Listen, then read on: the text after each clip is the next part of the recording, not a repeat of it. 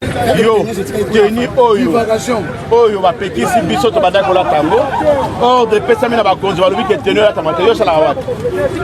Osala kawat tika pati. Osala kawat. Bunya, ndio na teni oyo. Ndio na teni na bunya balata teni oyo. Na bunya balata teni oyo. Abino ndio bosala ba crime na Kinshasa wa batanga bakomba ba kamata ye kangai. Tenez aux yeux. Tenez aux yeux. Ah, Moninga de Bossala Kalema Kambo, Olba Moninga na Edi. SD. Puisque nous sommes Yebo Sambisaye, Yebo Sambisaye, Boyeba, Moninga na Zaki Teni, Aya Awa, que ma pauvre biso tolongo. Ah, ça va battre manière Mayangwa Pesio. Yo! Yo! Allez,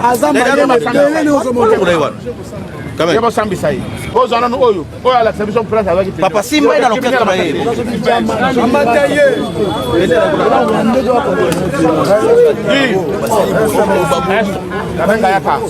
Serena Hotel.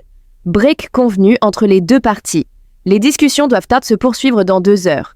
L'équipe AFC/M23 vient de quitter la salle avec promesse d'y retourner pour une suite des échanges avec la délégation de Nations Unies Bintou Keïta.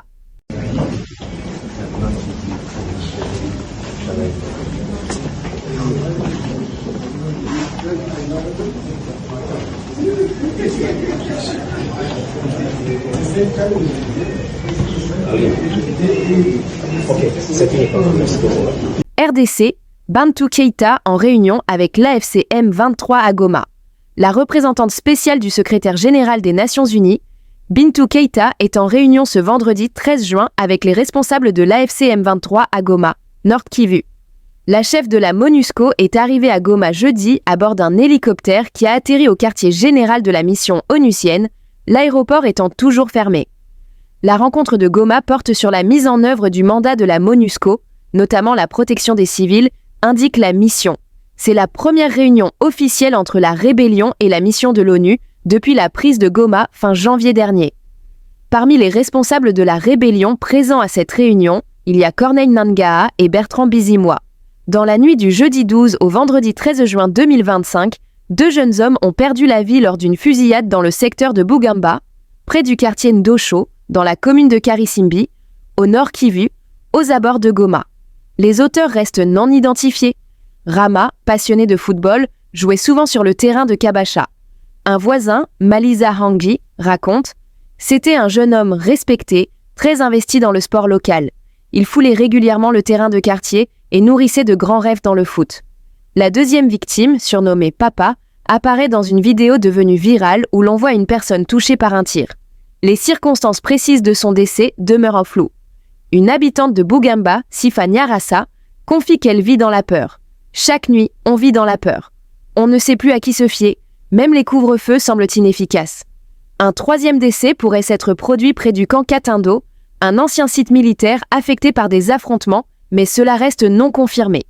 Depuis la prise de contrôle de Goma par le groupe M23 AFC le 27 janvier 2025, l'insécurité s'est accentuée. Malgré les couvre-feux et autres mesures, la criminalité urbaine continue de croître.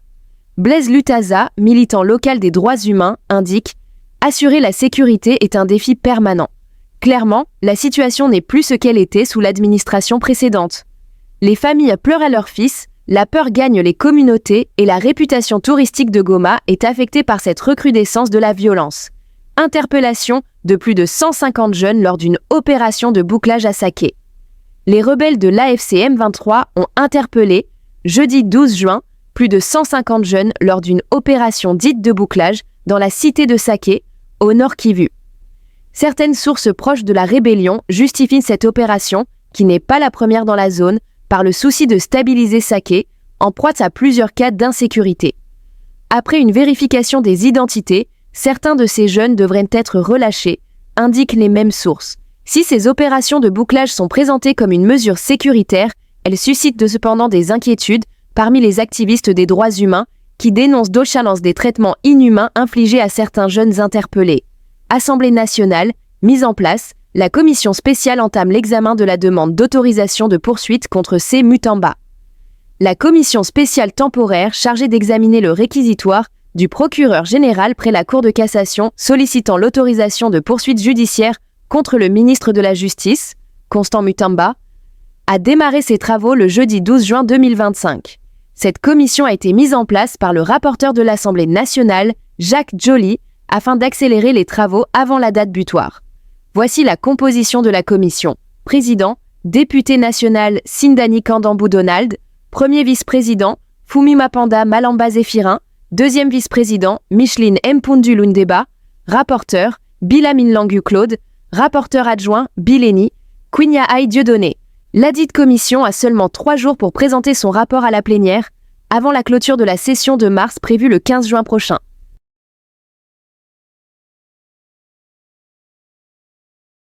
Poursuivant sa tournée dans la province du Lualaba, le président de la République, Félix-Antoine Tshisekedi Tshilombo, a procédé ce jeudi à l'inauguration de 2 infrastructures éducatives majeures dans la commune de Dilala, à Kolwezi.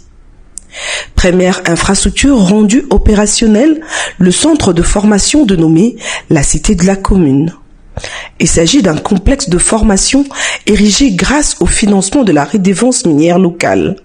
Ce centre, fruit d'une synergie entre les autorités communales et le gouvernement provincial, regroupe un institut technique de formation professionnelle, ITFP en sigle, et un centre de formation professionnelle, CFP. L'ITFP propose des filières spécialisées dans les secteurs stratégiques pour le pays, tels que la métallurgie, les mines, la géologie et l'agriculture.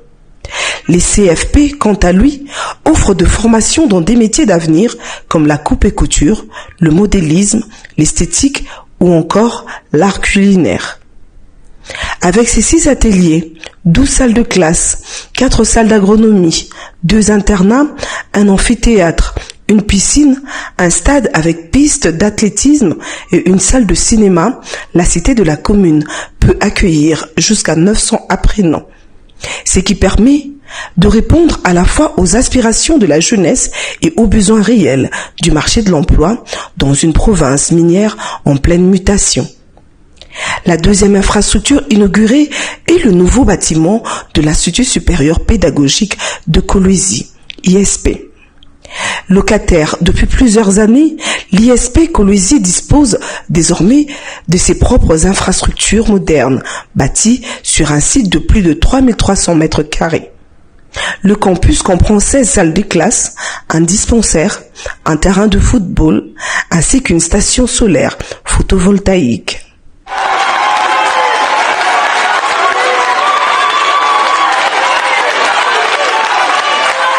Vous voyez ce que Maman Fifi, la gouverneure de province, est en train de faire, est vraiment l'illustration et la matérialisation de mon programme, mon vœu le plus ardent.